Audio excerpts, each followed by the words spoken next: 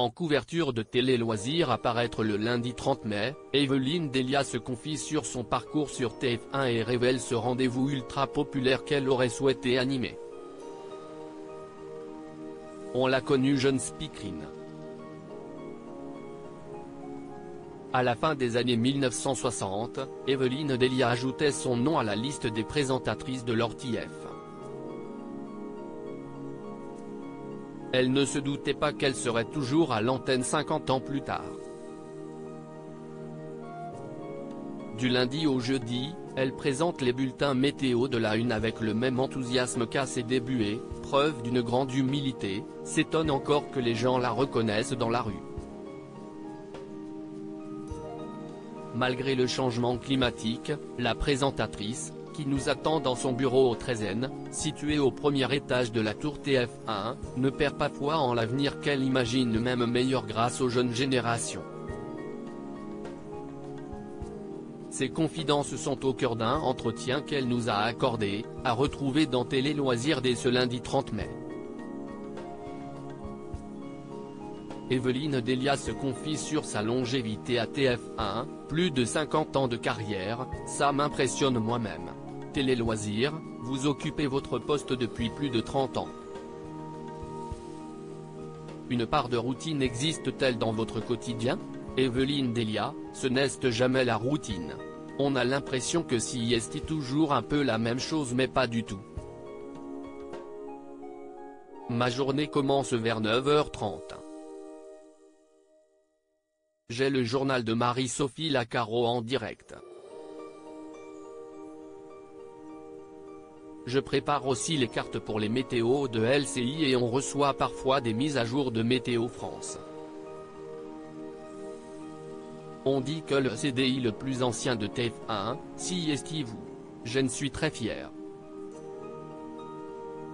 Plus de 50 ans de carrière, ça m'impressionne moi-même. Je n'ai jamais fait de plan de carrière et je ne me suis jamais dit que j'allais prendre la place de un tel, surtout pas. Quand je suis arrivé à la météo, à la fin des années 80, note de la rédaction, il fallait une femme, plutôt blonde car Catherine Laborde était brune, et quelqu'un qui ait l'habitude de l'antenne. J'ai eu la chance de correspondre à ces critères.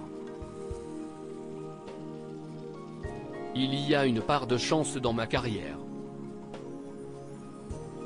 Evelyne Delia évoque le changement climatique et les prévisions de l'été 2023. Le dérèglement climatique a-t-il toujours fait partie de vos préoccupations? Je ne parlais déjà en 2003 lors d'un forum international de la météo, je voulais être une intermédiaire pour informer les gens. J'ai commencé avec des petites phrases dans les bulletins. Là, on est dans une accélération avec des canicules plus fréquentes, plus longues, qui commencent plus tôt et se terminent plus tard. Pour cet été, Météo France évoque un signal qui indiquerait des températures au-dessus des normales. Face à cela, peut-on rester optimiste? Je pense qu'on va avoir une consommation plus intelligente. Nous sommes dans une période charnière où nous tombent sur la tête tous les méfaits dus à la façon dont on a vécu. Mais on va remonter la pente. Si j'avais démarré quelques années plus tard, cette émission qu'Evelyne Delia aurait pu présenter une fois les caméras éteintes, qu'est-ce ce qui vous fait vibrer? Je pars souvent en week-end avec des amis, notamment dans le sud-ouest. Saint-Jean-de-Luz, c'est mon enfance. J'y allais quand j'étais haute comme 3 pommes. Sinon, je crois que j'ai la main verte. Mes amis m'apportent des orchidées lorsqu'ils viennent dîner. J'adore aussi faire de la photo. J'ai moins le temps mais j'aimerais m'y remettre.